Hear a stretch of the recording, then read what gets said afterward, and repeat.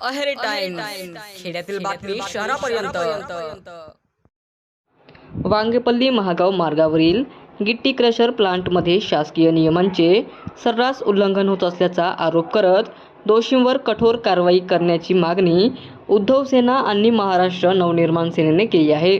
या प्रकरणी अहेरीच्या उपविभागीय अधिकारी तसेच अप्पर जिल्हाधिकारी अहेरी यांना संयुक्त निवेदन सादर करण्यात आले असून 7 दिवसांत कारवाई न झाल्यास उपविभागीय कार्यालयासमोर दिवसभर फटाके फोडून तीव्र जनआंदोलन छेडण्याचा इशारा देण्यात आला आहे।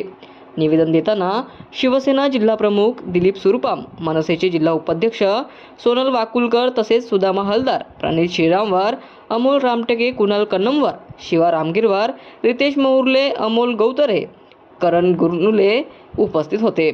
महसूल प्रदूषण नियंत्रण मंडळ, खनिकर्म वन विभाग आणि कारखाना निरीक्षक यांच्या संयुक्त पथकाद्वारे अनेक मागण्या करण्यात आलेल्या आहेत।